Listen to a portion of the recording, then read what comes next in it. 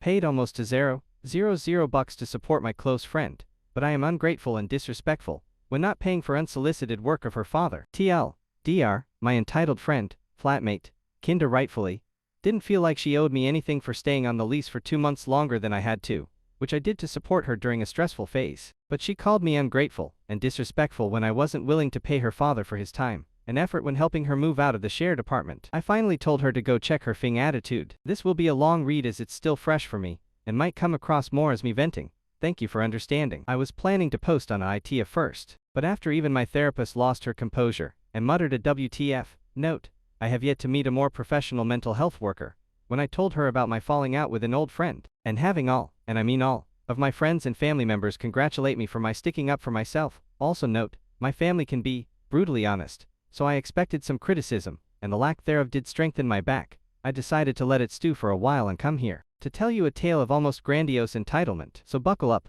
get a good cuppa, and follow me as I recount to you the tale of my entitled flatmate. Setting: I'm a student, aka short on money, who should be writing her master's thesis, and I come from a rather privileged background, middle class, but I'm not from an English-speaking country. The last 2.5 years I had been living with one of my closest friends I met in high school, and for 2 years. It was great cohabitating and sharing our experiences doing our masters, and becoming fully autonomous and functioning adults. After 1 year of living together, I started dating my current boyfriend, but the dynamic in the flat barely changed, which my friend, flatmate, which I will call Veruca like the entitled character in Charlie and the Chocolate Factory, just because I can, admitted herself. Then almost 2 years after moving in together, Veruca started dating her current boyfriend, which in itself was completely fine, and I was extremely happy for her and her newfound love. But then my parents had to make the hard decision to leave the country and move back to my mother's home country, as life here as a semi-retired couple is becoming almost impossible to finance. As my whole family has a long and traumatic history with migration, this uprooting was hard on all of us and threw me even deeper into a depression I have been diagnosed with during the same period, alongside a newly diagnosed neurodivergency. All in all,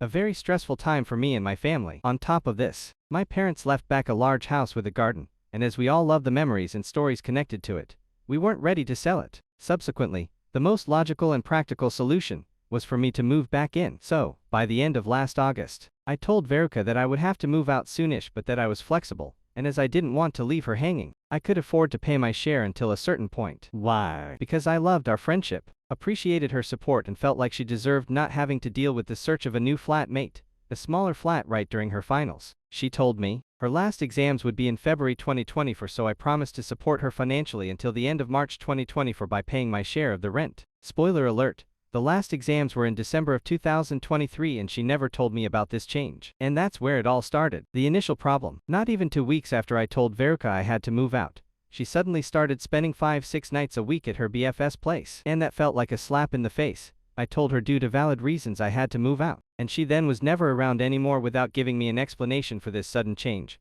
leaving me to pay to stay alone in a flat that was supposed to be shared. Months later in November, she'd ask me if her staying at her boyfriend's was okay with me, but at that point my resentment subconsciously had grown so much I wasn't able to formulate my emotions properly, and TBH, what was I supposed to say? No. Stay alone in your bedroom 3 nights a week. Either she wanted to be in the flat or she didn't. That was her decision, and I don't see a way how I could have felt less lonely coming home to an empty flat almost every night without forcing Veruca to do something she obviously didn't want to do. During that time, I started working on myself, doing a lot of self-reflection, and I finally started with therapy. Feeling left behind by my parents as well as my allegedly closest friend made me find the strength in myself which I needed for the process of figuring out what my boundaries are. And my partner and some of my beautiful friends supported me immensely, which made my progress even bigger. A process which Veruca did not follow along, because she was never around and barely ever made the effort to check in with me. Before you all come at me, whilst in the beginning I was kind of waiting for her to come back, so we could resume our routine and friendship like before.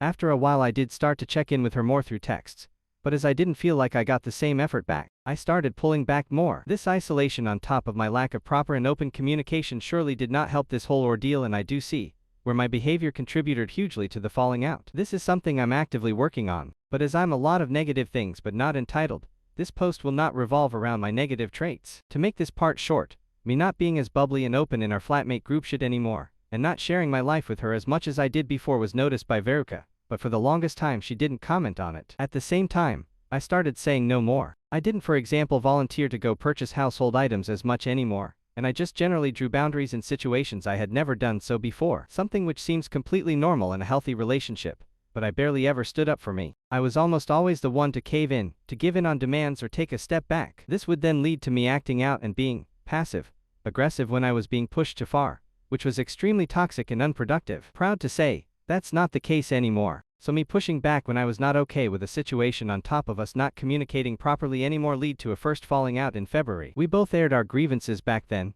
and apologized for our mistakes, and for a few weeks, it seemed like everything could work out. Unfortunately, an apology only holds any value if the future actions reflect that. The disrespect. Whilst I made an effort to act more friendly, for example, using more emojis and writing longer answers, and be more open in our mostly written interactions, something she expressed wishing to receive more from me. I did not feel like there was any change in the behavior towards me.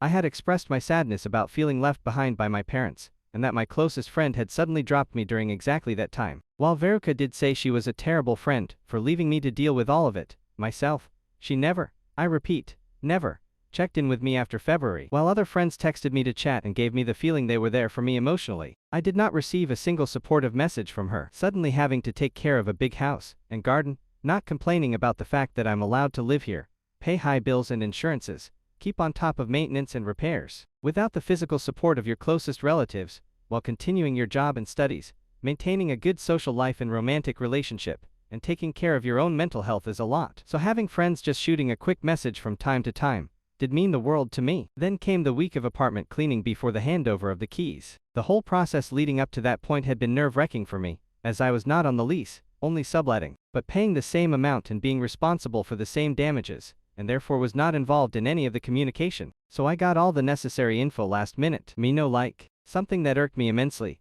Veruca had asked me to leave some of her stuff and boxes in my, at the time already empty bedroom. I first declined as I still had to clean my walls, and didn't want to climb over her stuff and potentially damage it. But after that was done I texted her to put in there whatever she wanted until the day I needed to finish cleaning my room, but to please not lean anything against the walls as I had just spent hours scrubbing off dark marks. Her answer, yes sure. I was intending to put everything on the floor anyways. All good and dandy. We split the remaining cleaning chores, and I walked in on my day off to get as many of my chores done as possible. What do I see? A load of heavy cardboard moving boxes folded open and leaning against my walls. I texted her that I didn't appreciate this disrespect of my wishes. She deflected by saying she didn't think it was a big deal, as there was a towel tucked in behind the boxes. The audacity. I bit my tongue, not pushing it further, and just got my sheet done. Apart from cleaning the balcony, I finished all my chores that day and even did some of hers, such as filling in holes in the living room walls left by nails and painting over the spots so the color of the paste didn't stand out against the white wall. Just stuff you do to get sheet done ASAP. Yo no. A few days later I go back with my boyfriend to finish my last remaining chores. I scrubbed the balcony and lemma tell you I was damn proud of my work. Veruca's parents and her brother arrived before her that morning to help out and all seemed good. But once Veruca and her BF arrived, the mood seemed to change. Until this day I can't put my finger on it, but something was off. Then the little jab started. People walking around on freshly cleaned floors with their dirty shoes. The father snapping at my boyfriend when he asked to lend a tool, or at me when I asked to quickly use his ladder as all the chairs had been moved out already without my prior knowledge. Just petty stuff. Again, I bit my tongue, knowing that in a few days everything would be over.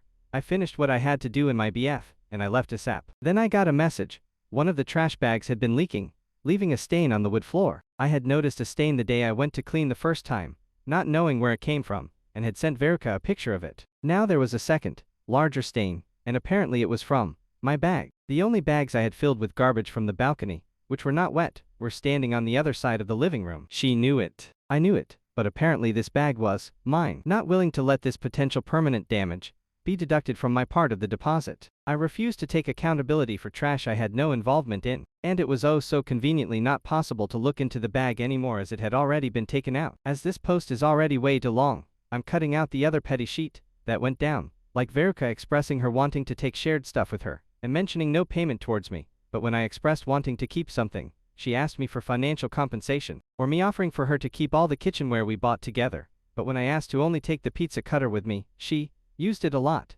and didn't expect to have to buy a new one, or that I had to buy trash bags on my own dime. Lemma tell you sheet like that is so expensive I don't get it, because she would take care of other stuff, but when I took those bags home with me as, yo no, I paid for them and didn't need them in the flat anymore. She'd ask me where they were as she needed them, just little stuff that you can brush aside, but once it starts to accumulate, it lets resentment grow quickly. And this is the part you're here for. The entitlement. As I said, Verika's parents came over to help her clean up and move. Something I didn't know until the morning of was that her father was taking our garbage with his transporter to the disposal center for us. I expressed my gratitude for his help and confirmed that I would even pay something for gas, 'cause you know, crazy prices. I did ask though if it wouldn't be more convenient to just buy prepaid garbage bags we could just leave on the side of the road, and which would be taken away a few days later. Price point, $20. But no, that wasn't good enough. Please don't ask me why, I don't know. Consequently, I was asked on my calm Sunday evening to pay $100 to her father for the disposal, gas and his work. Mind you, I never asked him for help, he did not take over any of my chores, and I was not informed prior to that moment that his oh so precious time would be billed, as I would have never agreed to this. And I still can't wrap my head around a father asking his daughter,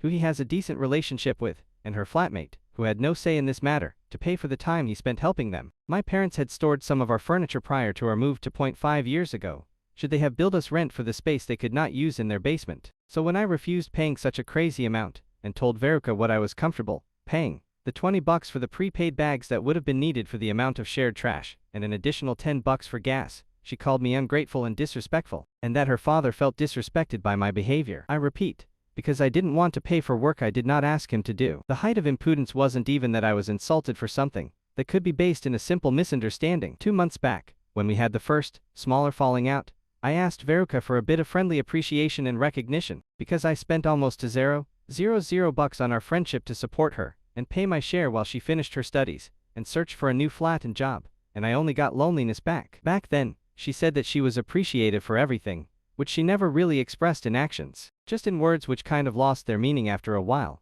but as she never asked for me to do that, she did not owe me anything. But now I am the ungrateful one. No. So I called Verika out on her bullshit, compared the two situations, explained again why I was not okay with paying so much to her father, told her to go check her F***king attitude, and left our flat chat. It felt great. And then the shock of the realization hit.